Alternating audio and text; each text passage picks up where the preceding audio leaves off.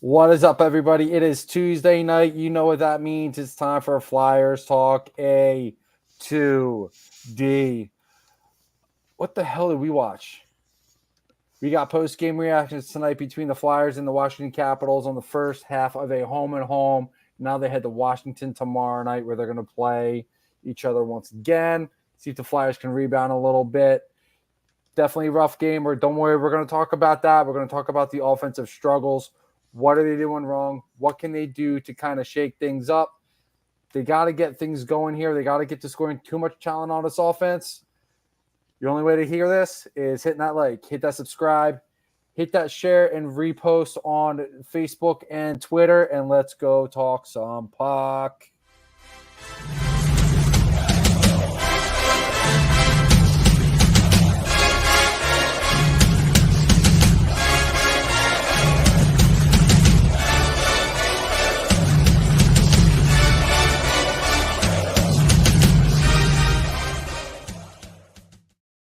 Welcome, ladies and gentlemen, to a brand new edition of Flyers Talk A2D right here on A2DRadio.com. I am Matt Sinsudi along with the Darkwing, Brian Daly.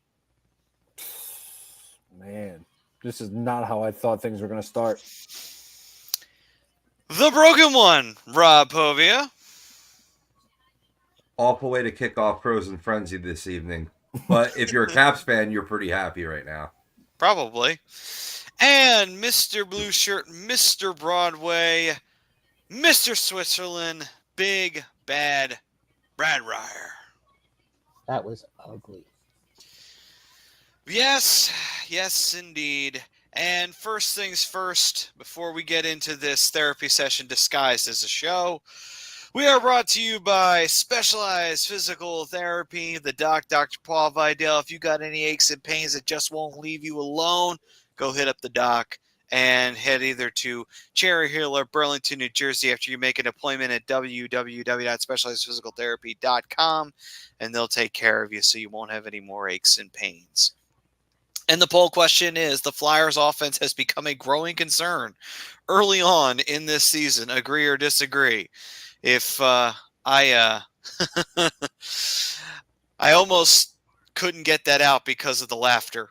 But anyway, we'll it's hard to deny this poll question in a lot of ways. Deny. Anyway, so I think we buried the lead long enough. Let's talk about it. So the Flyers get absolutely stomped in their yard by the Washington Capitals after previously putting up a nice little goose egg, and not in the good way, meaning that they didn't score in their home opener against Vancouver. Since coming back from that long road trip, they have, for lack of a better term, they have looked rather shaky, to say the least. They look like the Flyers of 3 years ago when we had almost nobody. So, only difference then, I don't think there was any expectations on them at that time. Everybody knew they were going to be bad. Whereas this one, I feel like has kind of snuck up on people a little, just a little, because I think last year kind of made people think that there was going to be a little bit more going into this year. There's still plenty of it left to go, but it's definitely kind of left people with a bit of a sour taste to start this season off after what had happened last year. I think that kind of left a lot of people yearning for what the hell's going on. Why is this team playing like shit right now? Gentlemen, I now bring it to you guys. Do you see the Flyers offense being a growing concern early this season? I'm going to say agree, just to get mine out of the way. Gentlemen, how do you feel about this? Oh, it's definitely a growing concern. I agree to the poll. There's a lot of talent on this team right now, and the fact that they're not scoring goals is very concerning. I understand that there's definitely a little bit of a learning curve with some of the newer players, but I mean, guys like Konechny, Tippett, Farabee, the guys who need to score, they're not scoring. Why? Could be for a number of reasons. For me, I think they're trying to force a little too much. I think they're trying to go for the pretty play instead of trying to take what these teams are giving them. I mean, we saw it tonight, especially against the Capitals on the power play. How many times are they going to try walking it in when it's not there for them to take? You know, it's the same thing on offense. They're trying to go for the pretty plays. They're trying to go for the cross-ice passes. They're trying to snipe on the far side when that's not there. You know, I saw one of Chuck's comments. Honestly, I honestly think that they might actually lead the league in missed net shot attempts. Like that's insane to me. That's them squeezing the stick, rushing the shot, and essentially just trying to do too much instead of simplifying the offense. That's me though. Do you remember hitting the post doesn't count as a shot on net? Just saying, they've hit a fair amount of posts, including tonight. They did. The last few games, they've definitely hit a number of posts, but sometimes they just don't get the bounces to go their way, and they're just not going their way right now. It's not even. It's not just that too. They've had breakaway opportunities that clearly they should have buried that they don't, and then there's times where they'll make a great pass and then the finish ain't there. How many times have we seen them catch a goalie out of position and they either fan on the shot or they miss the net somehow, miss a wide open net. It's like you got to finish those because those will come back to bite you, and they have. It's like the finish ain't there for some. For some, it's they're either overthinking it or they're underthinking a chance that they have when they're coming down on the goalie by themselves. I mean, today Lawton just shot the puck and completely missed the net. It's like, what the hell are you doing? Are you even attempting to try and fool Lindgren? Because Lindgren's kind of in a groove right now. You can't just shoot the puck and expect him to miss it. You got to do something a little bit more creative than that. Just a little bit. That's all I'm asking for. You might get him. You might. It's just opportunities like that. When you get them, you got to bury them. Because you cannot afford to allow yourselves to either stay down in a game, and then when you get a goal, you can't just immediately give something back. And that's another bad habit that they've all of a sudden started picking up. Very early. Well, I'm going to defend the Flyers on this one. Capitals got a lucky bounce on that last goal. Okay, for tonight, but they're on the road trip. They were doing it too, and they were making a bad habit of it there too. They would work hard, get themselves back into a game, and what would they do? Give one right back up to the other team, put themselves right back down again. It's like, guys, you're defeating yourselves. You're putting all this hard work to get back into these games, and then you give one right back, and then you're right back to square one. It's either they get that goal, and then they get ahead of themselves. It's like, pull it back. Yes, it's great that you got that goal, but calm down. You still got to play the defensive side of the game. So it's those little things that'll kill you. And it's not finishing on their opportunities. And it's giving one back after you get one and staying one step behind them the entire way. And they're also not leading games a lot. They're getting scored on a lot first. And that's hard when you're chasing the game all the time. They've got to find a rhythm where they're getting the goal first. They're setting the pace. They're setting the tone. They got to get comfortable in that environment. They're having a hard time doing that too. There's a number of things that they're doing wrong that's coming back and haunting them in these games. And that's the thing. Many little mistakes add up to eventually a bad result. And it seems like that's what the problem is. A lot of little mistakes they're making, and it's allowing for bad results. But sure. anyway. But we expected this, though, so I don't know why the fuck we're even talking about this at 6 games. People need to back off the cliff right now with a young rebuilding team. I mean, I'm going to jump in, boys, and say I'm not concerned after 6 games. You knew this young offense would struggle at times. They got off to that fast start, and, starting off the season on the West Coast in Western Canada the easiest way to start it. I like getting it out of the way earlier in the season, but it takes its toll, and we're seeing the sluggishness that they came back with in these 2 home games. But they got off to that fast start, and there were some promising things at first. You know, you knew that there was going to be regression. I expected it. Didn't you out there? Or did you think Mitchkov would keep a point per game pace all season? Because that's delusional for a teenager. You know what I mean? That's, all right, let's just say that right now. I mean, another assist tonight, he's contributing, and he looks like by far the most talented player on the ice, but he's going to have his ups and downs. Another teenager, Jet Lachenko, who was healthy scratch tonight, he's shown a ton of speed, but also a ton of mistakes. The offense will learn. They will grow together. I'm not concerned at all after only 6 games. Actually, I feel the defense has more to do with the problem than the offense, but hopefully getting Sealer back will help. His first game back tonight looked okay, but as he gets in, will make hopefully a noticeable difference as he did last season. Look, it's never a good look to lose the home opener. And if you were there and booed, go fuck yourselves. Really? Like come on.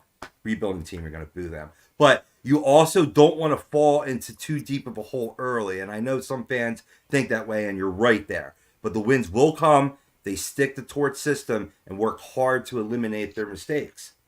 And you do bring up a good point, because it's not that the opportunities haven't been there. It's just that sometimes they're not getting buried, and that does happen from time to time. You know, and then those problems usually can and will get corrected. So you do bring up a good point on that one, Rob. And one other thing, too, that I will say, the one other thing that I think a lot of people are worried about, and I will say this, I said it in the offseason, we didn't know what the Flyers were going to be walking into this season. We really didn't. I think last year gave a lot of people some unrealistic expectations.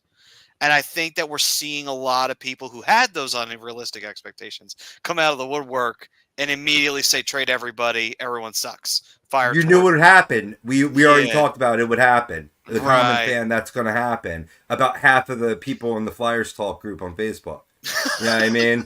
You know what I mean? Like, I get it. You know what I mean? But, you got to take a step back to take 2 steps forward. And that's what I think you're seeing here. And, I mean, the point that Brian made earlier, though, is legitimate, though. You'd like to see better play. I mean, you saw connecting with the 2-goal game early, but, you know, he's been ghosted a little bit. There's been some strong play, maybe poor puck luck there, but over the course of 82, that's going to balance out, right? But you want to see some of the guys here, like Farabee, right? We always have the question marks, right? What player is it? Is it the player that, you know, 2/3 of last season or the last third of last season? And he's really got to step up and be a leader on this team. Frosty as well. Frosty, Forster. But I think Frost has played well, though. I mean, that's why he's moved his way up the top line center, as we thought could happen. Right. Well, the thing that's kind of annoyed me, and I saw it multiple times tonight, and I get it. It's where the game's going. Stop trying to toe drag around 4 fucking defensemen. Figure out a way to get a guy open and make a pass. Stop trying to be fancy. Right. Get in there and make a damn play. They also love to do the whole let's leave the puck behind for the support when it's not there. It's like that. Yeah, I'm really glad you brought that up, Maddie, because you know what? Mitch Cobb did that a few times tonight, and I know he got the helper tonight, but he was a little careless with the puck, in my opinion. Something to work on.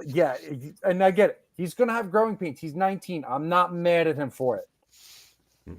But he's got to be a little bit more. Yeah. So he's got to be a little bit more aware of where he's putting the puck. Right. And I love it because he's trying to make shit happen. I love it. I love it. I love what he's trying to do. But know where your guys are. And that's going to come with time. That's going to come with playing with the guys on his line. Right. It'll get better. So Brad, your opinion on the outside looking in.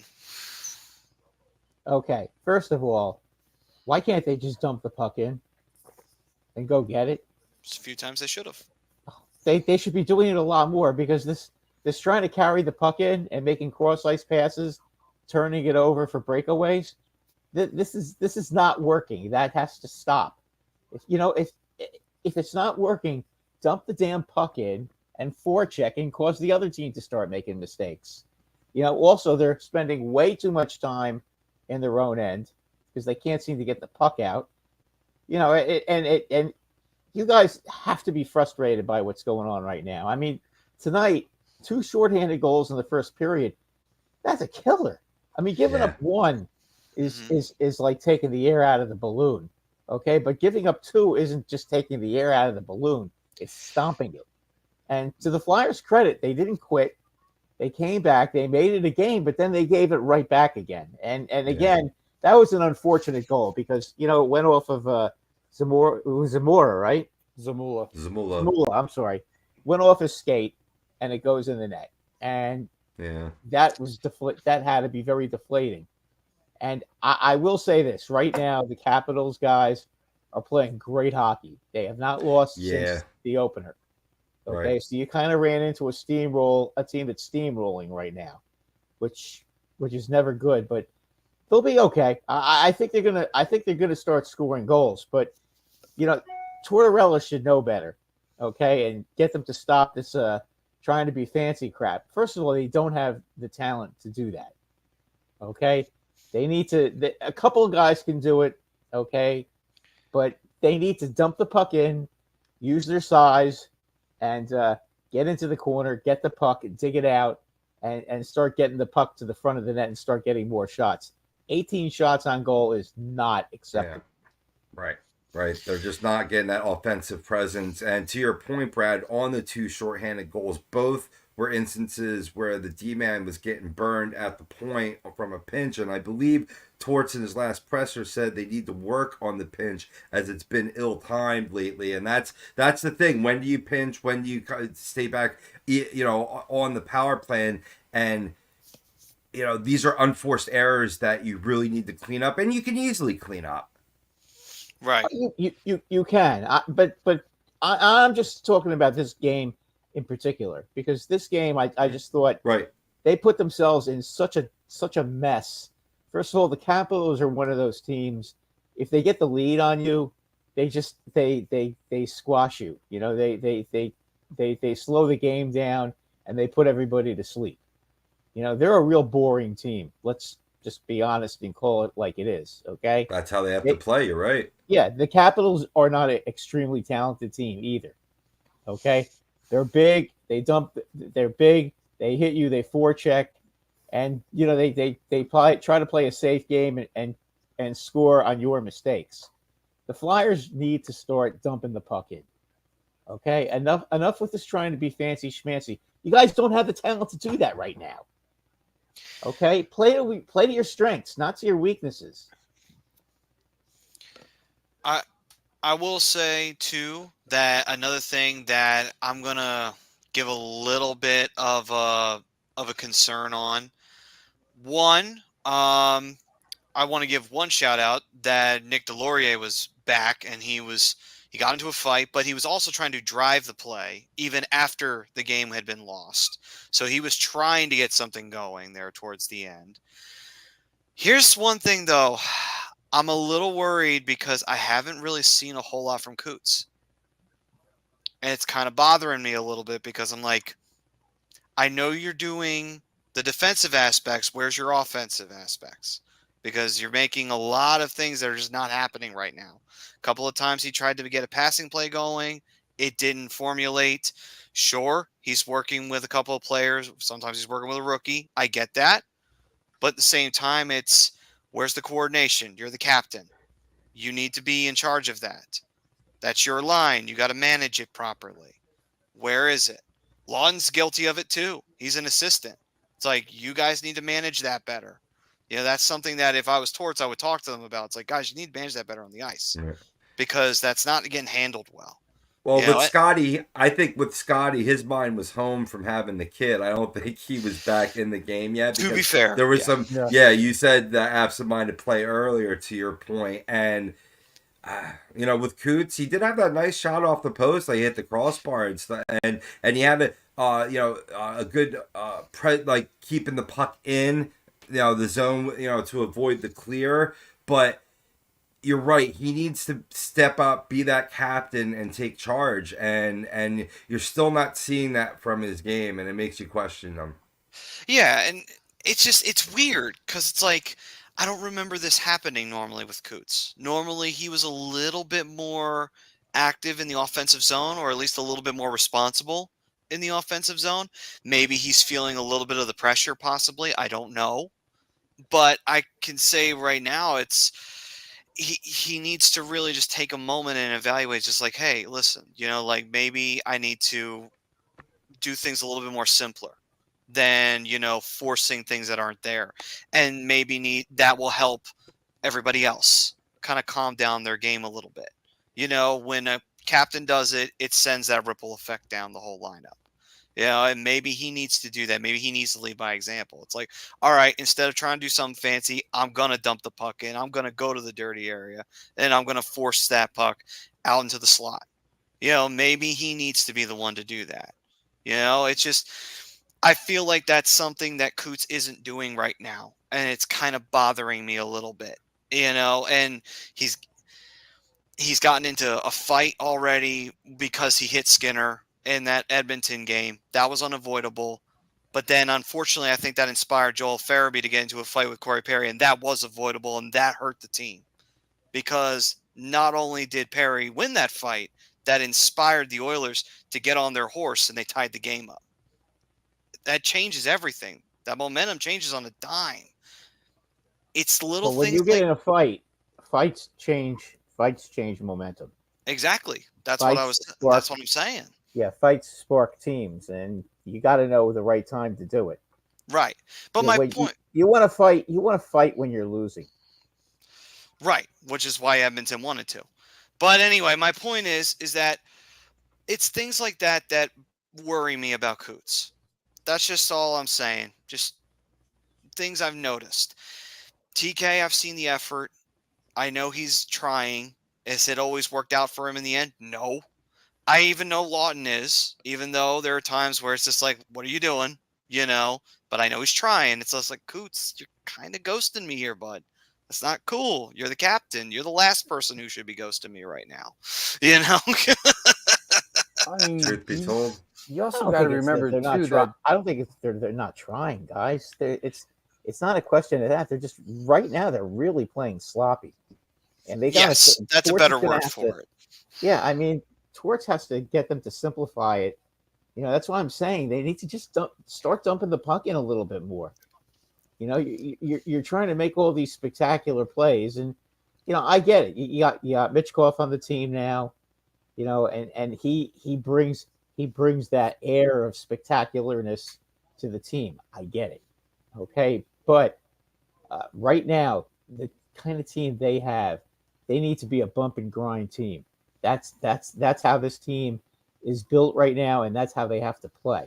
And if they start playing like that again, everything will find its place. I mean, the power play until tonight, the power play was pretty good.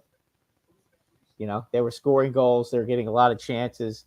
The 5-on-5 play has been really bad. What is it like? I think they mentioned it in the middle of the third period. I think they're.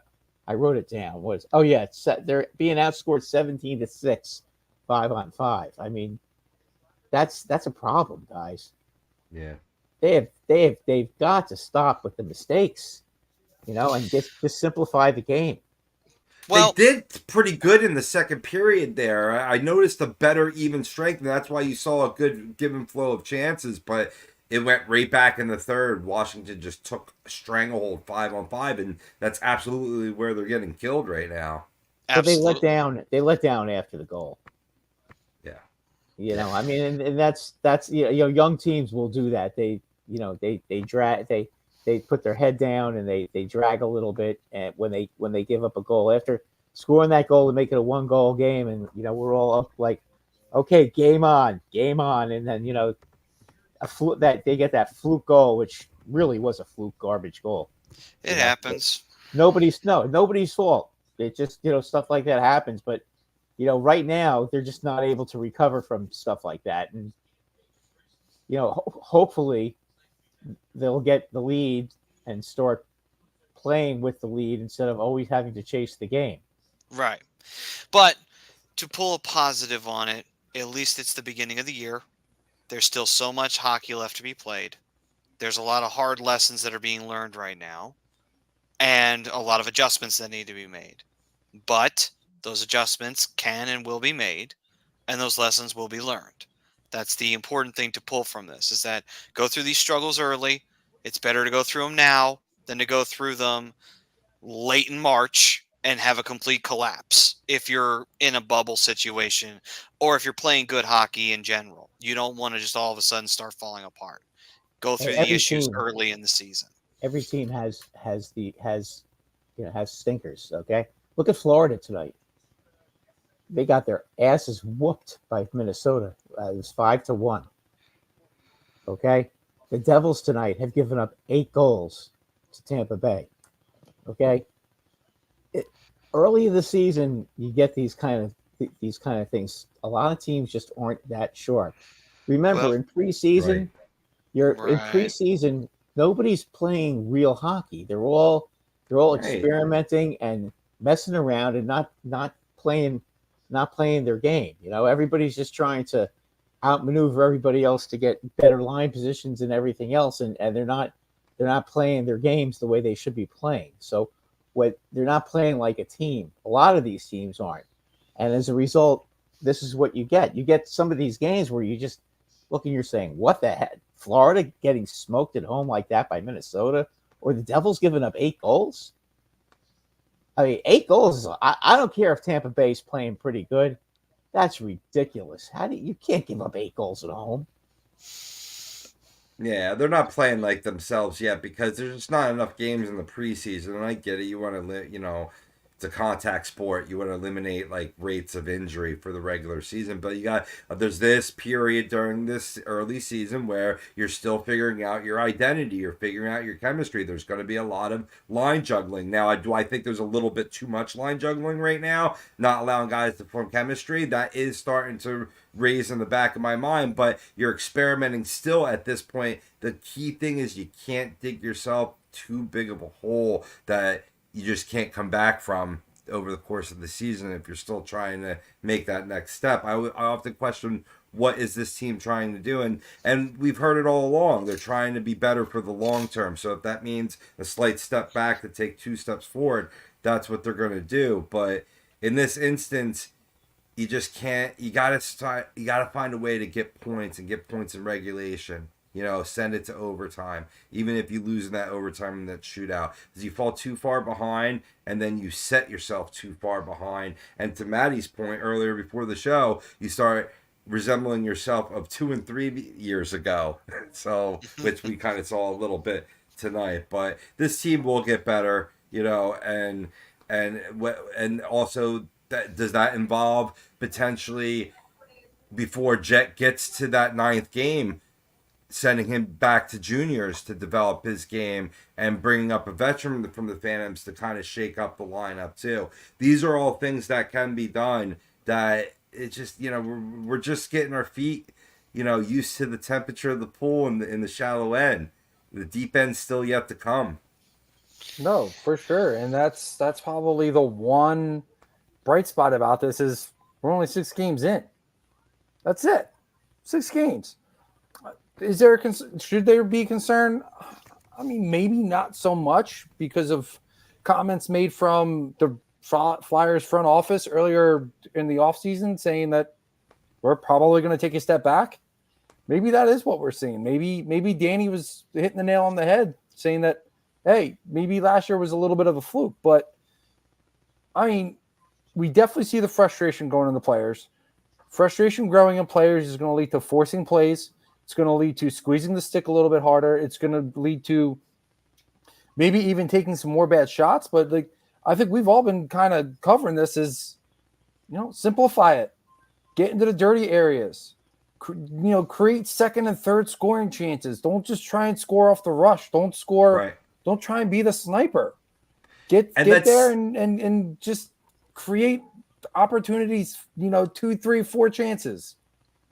And let's see that play, Brian, that exact play from our veterans on this team, and as they don't get a lot of play in the preseason too, right? They're getting their legs. That's what you need to see at this point because, like in the end, it's a win and loss business. It is. And anytime that you hit that like, subscribe, and turn on those notifications with A2D, it's going to always be a win in the book for you guys. We got shows for everybody. We got baseball, hockey. Obviously, you're watching us. Wrestling, basketball, football. Talking a lot of Eagles over the next couple months. Sorry, I was going to say weeks, but I'm like, wait. We're only 8 weeks in. I had to check the clock. It literally looked like you had smoke coming out of your ears for a minute. I had to check the clock. It's been a long day, dude. It's been a long day. Wherever you get your podcasts, we're there too. Apple, Spotify, Spreaker. Hit that like, hit that subscribe. Never miss anything ATT has to order. Hit that like on YouTube. Hit that like on X, Twitter. Follow us on Facebook. Let's go. A2D's got something for everybody. One bet that I am seeing good play from is Ryan Poehling, and we're seeing it on both ends of the ice. Saw a tremendous back check after back check tonight. That's the little things, right? All right. So if you're not showing up on the on the score sheet, right? How are you showing up on the defensive end and on the two-way game, on the 200-foot game, right? Supporting your teammates, right? That's what we need to see from the vets, and it all starts from there. Yeah, and I think Poehling, after the season opener, has found his game a little bit more. Sure. So with that, got a few starred comments that I saw here. We'll get to those.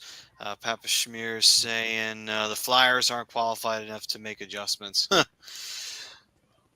And then Metal Mike saying drafting a center in the next draft, I think, is the next need. He also goes on to say, if we have a off year, that just means more work to do with rebuilding. And Don saying it is early in the season to tell if any team is good or not, except for San Jose. They suck. San Jose is currently sporting a winless record right now. And boy, howdy, they did not look good in their game against Winnipeg. They got absolutely whooped by the Jets in that one. But and by the way, how are the Predators doing? The Preds? I don't think they're doing that well right now. Yeah, it seems to me that the other teams are being very more predatory than Nashville. Right. The Predators are prey right now. Yes, but correct. By the way, Colorado is up 1-0 in their game. Let's see. Again, it comes back to we're 6 games in. Can we really tell who these teams are by their records right now? I mean, Anaheim's 2-2-1. That doesn't necessarily mean they're an average team. No. Some of the teams sit at the top, like Calgary. We really think Calgary's going to be up at the. Sorry, Dylan, if you're still listening. Don't take this to heart. I love you like a brother. You really think Calgary's going to be sitting at the top of the Pacific Division at the end of the year? If they are, I'm going to cry. They're laughing. Not. Where teams are right now means nothing except for San Jose. Well, yeah. I mean, they're pretty much where they're going to be. And plus, also on top of Rangers that, could fall. You never know. Like injury, well, and the they're next thing you know, pretty. They're going to plummet. You never know. We're only 6. Well, they're not going to listen. I will say this, Brian. They're not going to score 5 goals a game. That's not going to continue. I don't know, man. Yeah. Scoring has been up a lot these last few seasons, man. We've seen a huge uptick in goals recently. Yeah. Think about it. Like 2 years ago, we were watching 8-2 games and like 9-6 games. Like we had weird scores going on. Like we were back in the live puck era. Mm-hmm. I'm like, Jesus, where are these 80s games coming from? Good Lord. the first couple games of the year, we had multiple 5, 6, 7, 8 goal games. Like, offense is definitely up in the league. I'll tell you that. I'm not complaining about it, by the way. I actually think that's a good thing for the league. That offense has been going up heavily. Agreed. Let's see. Brad's goals per game. The Rangers lead the league at almost 4.8 goals per game, tied with the Winnipeg Jets. That does represent league-wide high scoring. Because I was looking at up the Flyers, and going into this game, they had scored 2.67 goals per game, which that's not bad considering one of your six games was a shutout. But after tonight, drops down to 2.33. That's now 27th in the league. So scoring's up except for us. For now. We're not scoring that much either. If it makes you feel any better. I saw the Ducks; they might have been lower. They might be. No, I could probably guarantee it. Let's see here. Benny's saying from the start comment, he's saying those types of errors also happen when you don't play consistent minutes with the same guys. You don't know where everyone is going to be on the ice. That's in reference to Coots. Me Metal Mike saying, is goaltending going to be an issue all season? To be honest, the only time I've ever really had anything bad to say about the goaltending was in Seattle. That was a rough second period, and a lot of that was Fedotov because he was not in position half the time. So that's the only time I could really say that really bugged me was that. Don't be surprised if at some point this season the Flyers carry 3 goalies. I would not be. Not even a little. Kolosov is looking decent in the AHL right now. The other kids get called up. Right. And keep in mind, what a turnaround that would be too, right? Going from we might lose them, going back to Dynamo Minsk to all of a sudden starter for the Philadelphia Flyers and savior. That would be a crazy turnaround. I think they should look at him as take a look at him to be the backup goalie. And also Makaniemi, who they got from San Jose, is also sitting there as well. Mm-hmm. So there are a few options that are currently too many years might have right. What's up? The rosters are 23 guys. Mm-hmm. You have 23. You have a 23-man roster. Okay. There's no reason why you can't bring him up and give him a couple of games and just see how he looks. Just take a peek. It's possible. And let's see here. Ant, what's up, brother? Saying, hey guys, this team hasn't looked good since they traded Sean Walker. He was a great puck mover on the back end. Sealer should have been traded. This team falls on Briere and his inability to get rid of guys like Lawton, Coots, or Farabee. We need a center, and perhaps they package one of these first-round picks to get one. I would not be packaging first-round picks in this draft because this draft, we do have multiple. We have 3. Okay, so maybe one of them. Sure. All right, I'll give you that one. How about signing one? How about signing one as a free agent since you're going to have money next year? I mean, I don't know. That depends on the circumstance of, prospects and what have you. But let's see. I mean, with the whole thing with Walker, I know that, I know right now he's doing well because he is playing in Colorado, though. So that is something also taking into consideration. He's playing on a team that's got a lot of depth. So that does help you a little bit. Nothing against Sean Walker, though. Sean Walker was a good asset to the team. But they were selling high on him. That's why they wanted to move him at that moment because they figured sell high on Walker. They thought they thought that Sealer was the better option in terms of him being the defensive leader. Walker was traded to be a trade piece. That's all he was brought. And now, I mean, I see where Ant's coming from, and I get it. But the guy taking over that role is your 22-year-old right-handed defenseman, Jamie Drysdale. That guy doesn't. The only thing Walker has over Drysdale is experience in the NHL. Drysdale is a much better skater. He's a much better moving the puck. Once his team really gets rolling, and it's a matter of time before they do, this team is. The power play is already looking better than it did last year, minus tonight. Tonight was just them just forcing too much. And then Walker's that guy. Walker's not that guy. It's going to be Drysdale.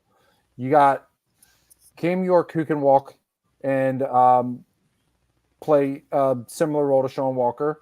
You have Jamie Drysdale.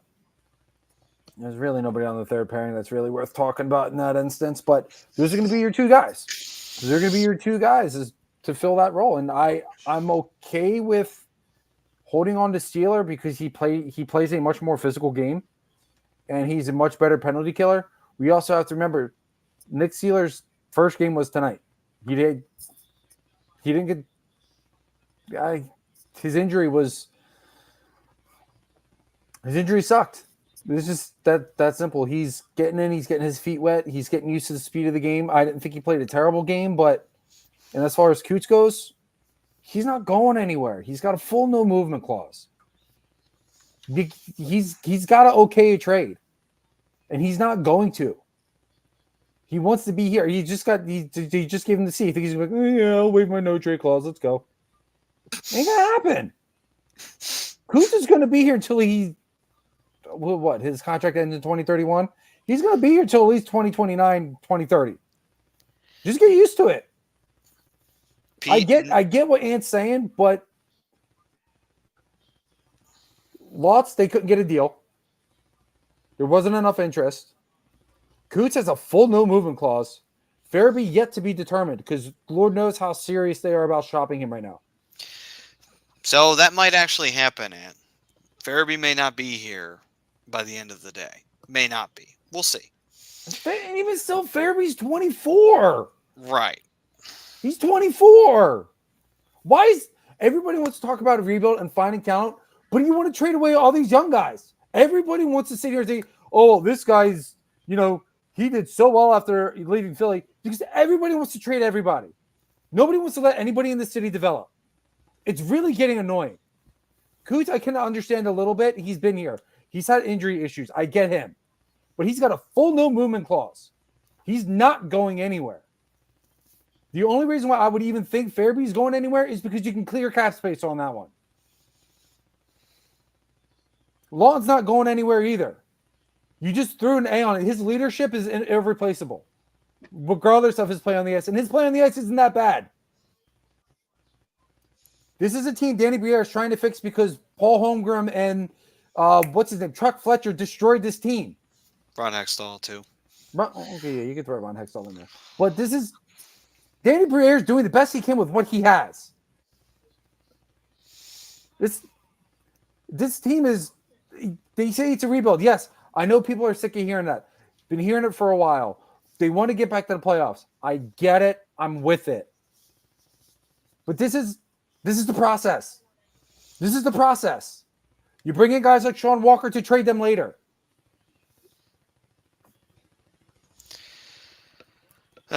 Priz is saying Anaheim at 2-2-1, and Brian's like, I don't trust it. I don't. Well, Brian, too many people are out there trying to win the art of the deal, and to win trades instead of allowing, guys to develop and, find their identity. And I think, yeah, you got to be patient. You got to be patient with these guys' games and let them play together for, a long period of time. And that's what they're, you're building what we've seen, the Lightning enjoy over the past couple of years. And did that come overnight? No, it did not. No. No, it did not. So, I mean, it gets frustrating with some of the veterans on this team, and I get people's frustration with Farabee, but you're going to build a team that's going to be great on all facets, on all levels, and deep. Right. This is part of I'm trying to avoid the word process, but that is what it is. It is. I mean, and especially with Joel not playing tomorrow night, let's avoid that word. But it's exactly what it is. Yeah. I mean, let's look at it. Let's look at it this way. I mean, think about, we just have a team that's now sitting in Utah that basically was rebuilt in another city and may very well make some noise this year. May possibly even make a lot of noise moving forward, possibly in the playoffs. So, I mean, that took a long time for that team to get built up. I mean, almost a decade for that team to get built up to where it's at right now. And that's not even finished. Detroit, look at how long it's been taking them, and they still haven't seen the playoffs yet. Now, a lot of that is because of injuries, and they also can't get out of their own way because they can't find a goalie half the time. But once they have those problems, yeah. Well, get through the self-inflicted wounds, and they Yeah, should be guys. okay. Okay, I saw my boys play Detroit twice already this year. Okay, Detroit ain't it right now. I don't know what the deal is with them, but they are a sloppy, bad defensive team, and they give up way too many A-plus opportunities. Right. I mean, they're one of those teams when they make a mistake, it's a doozy. So let's see. I don't know about Detroit right now. I really thought that they'd get to the playoffs this year, but the way they've been playing to start the season,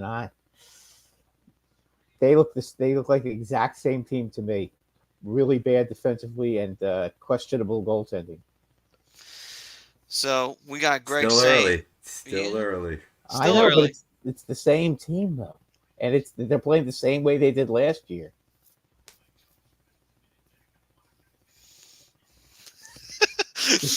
Well, Greg's saying agree to the poll. He tried to switch the line Saturday and it didn't work very well.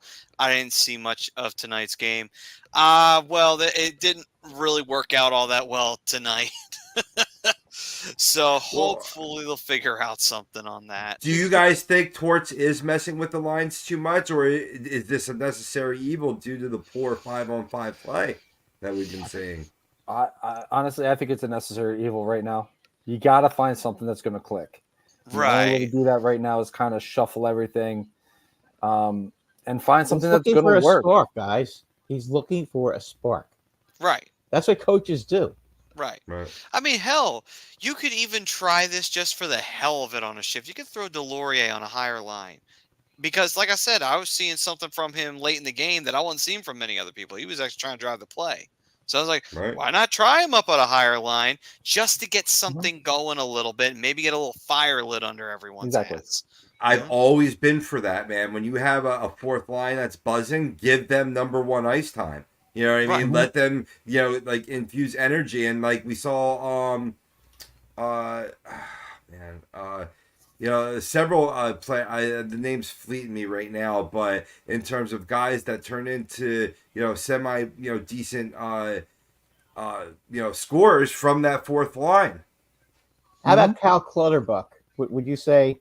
Well, would you say he's a very good example of what you're talking about? He is a good example. I was trying he's to think. shot now, but his career. As a spark, yeah, I get it. And he scored a few goals too. Right. And guys like that can sometimes be perfect for just even if it's just for a few shifts, even if it's for a game, but it's enough to kind of get something going and get a little fire lit under you. Even if it's for a period. Right. Just to get a little something going. Let's see here. Benny's saying Forster gets sat 5 games into the season.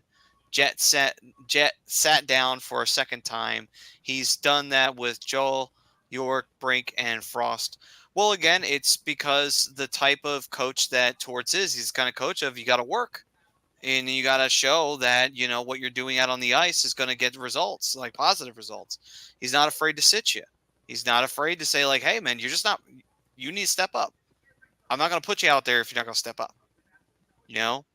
Bring your game. If he thinks you're not giving him your top compete level, he's going to sit you. He doesn't care who it is. Right. That's he wants to hold you accountable. It's just like go out there and don't half-ass it. Go out there and give me 100%.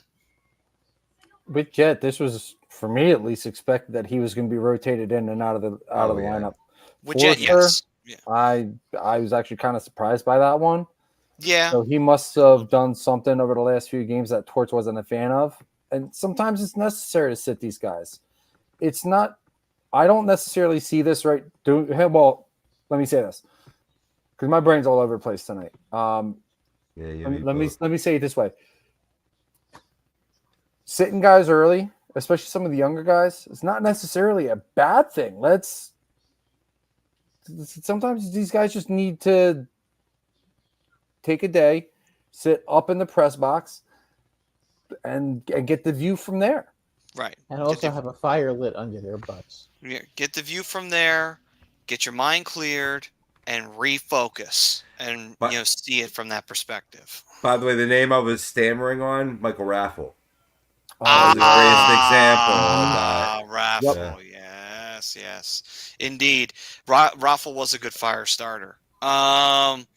Benny's saying Tyson and Jet is not everything, and you're right, Benny. No. That wasn't it. Not for them. Maybe for Farabee. Maybe for Brink, or I could see that, but No, that was definitely not an effort thing. That's just Jet. We kind of expected that because of just youth. He's getting an extra look. He's probably going to be sent back down, which I think is a good move. Right. And Forster, you could just be, like I said, it could just be him sitting down to hit the reset, kind of just get the view from a different area. Again, like guys are getting rotated in and out of this lineup for multitude of reasons. Maybe Forster just needed a break.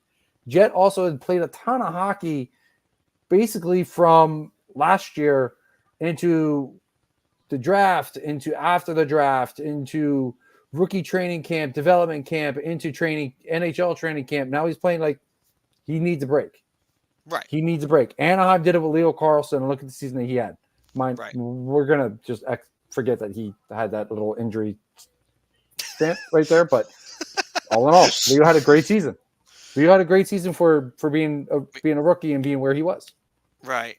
Meatball, what's up, brother? Welcome. And he also says I guess he's trying to say 1,000% or 100% agree to the poll. Or I wish my paychecks looked like that. Right, or 1 quadrillion, or however high that's supposed to be right there. Very, very high. Many zeros. I could definitely use that amount of zeros on my paycheck. Meatball, make it happen. I'm just saying it's 6 games. You know what I mean?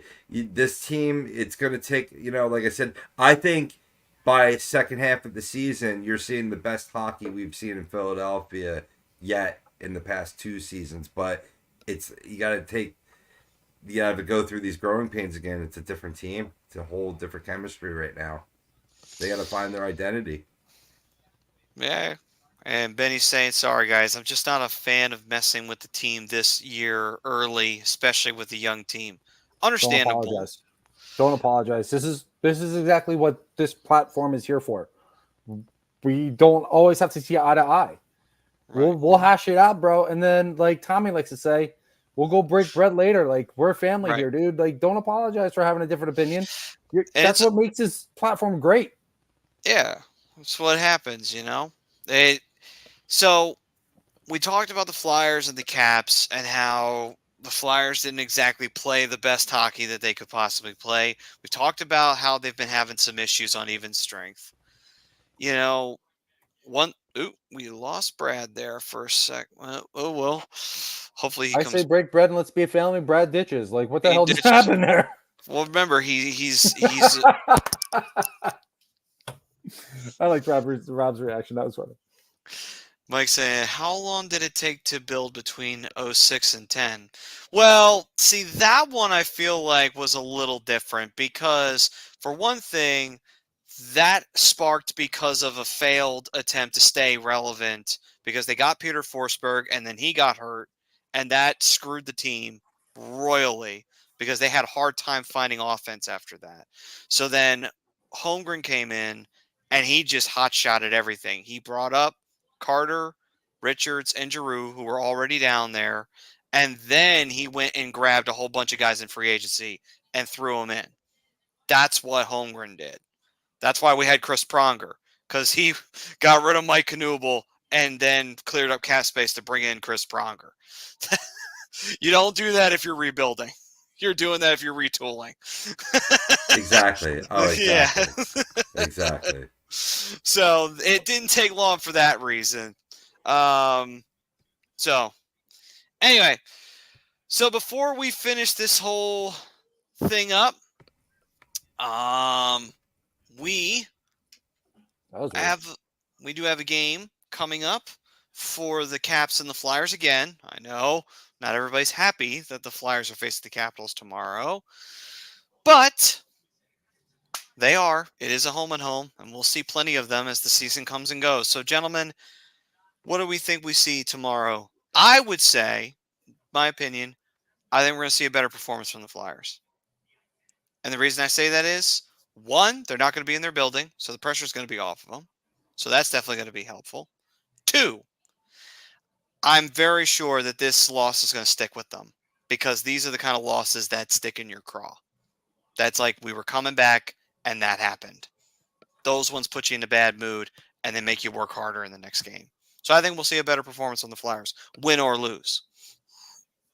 I agree, Maddie. I mean, home and homes are very synonymous with doubleheaders in baseball. It's really hard to sweep in both contests. If any team can, it can be this hot Washington Capitals team. But there's a couple things that I think benefits the Flyers here, right? And we talked about their deficiencies in even strength this year, but they have been pretty darn good on the power play. Ignoring, like I said, tonight was not a good example of that. But you're talking about a team that is, currently 12th in the NHL with 22.7% success rate on the power play. So if they can, play aggressive hockey, get, Capitals to take some ill-timed penalties, which we did see tonight. They did get their opportunities. You would think the law of averages would add up to that, would result in more power play goals in this second turnaround. They'll be facing, which is confirmed for tomorrow, Logan Thompson for the Capitals. And I honestly, the way Torts was talking, I think he's rolling with Sam Harrison again in back-to-back games. That'd be an interesting move. That's the right move right now. They need to. It's a bold move, Cotton. Let's see if it pays off. Yeah. I mean, here's the thing. I'm fine with it. But I also think it says a lot about Fedotov. I think it says a lot about he don't trust him. Mm-hmm. He don't trust him at all. For sure. For sure. But I mean, that isn't confirmed yet. We still might see him in that because you do need to give him opportunities. Based on what I've seen, I think with certain athletes, if you wait too long, you miss your opportunity. And I think that might be what we're seeing with Fedotov, but it's why we have, talent at all stages of the levels of development in the pipeline, right? Koloslov, Bjarnson, other kid that's out in the KHL now. Zabragan, thank you. So I think that, it's going to be okay, but in the meantime, these are definitely stopgaps. But you do have to give Fedotov an opportunity. So maybe we do see him tomorrow. But in either event, it's not like Harrison looked bad tonight. Quite to the contrary, he got hung out to dry on 2 shorthanded goals early on, and then he had one bounce in on him. Yeah, right. And he had one bounce in on him. That wasn't his fault tonight. No, none of these are on Harrison. And it's not like he faced 45, 50 shots too himself. I mean, the Caps were still under 30, I believe, in shots on goal. Far exceeding the Flyers' 18 shots on goal. But that's what they got to do. They got to get more offensive pressure tomorrow night. It's going to lead to more shots on goal. More opportunities on the power play, and you can flip the script and at least come out starting to feel better about what you got going on. Agreed. And I think in this homestand, scoring 1 goal through the entire thing, it's going to stick in their craw, and I think they're going to come out firing tomorrow night. That's an embarrassment, and I know there's, we've discussed this basically ad nauseum tonight, which is fine because it needed to be talked about. It's an embarrassment, and they should be holding their heads down, and they need to come out tomorrow night in Washington, D.C., and just light the lamp. They need to wake up, and they need to get going. And I think this might have been the kick in the ass that they needed. I think so, too. Get shut out on the home opener, and you score Division 1 goal tonight. That's it. Division games tend to get you more motivated. I think they'll come out tomorrow and they'll bounce back and play a real strong game. I'll bet you they end up with at least a point tomorrow. So let's see here. We got a couple of predictions here from the fam. Mean Metal Mike saying 4-3 Flyers fight back with a Matt V, TK, and Frosty score. Okay. Who scores 4th? That is a good question. Or are you saying that the Capitals are winning? Traitor? No, I'm just kidding. I'm just kidding. Let's see. Priz saying Flyers win 3-1 in a pissed off get back game. All right, Priz.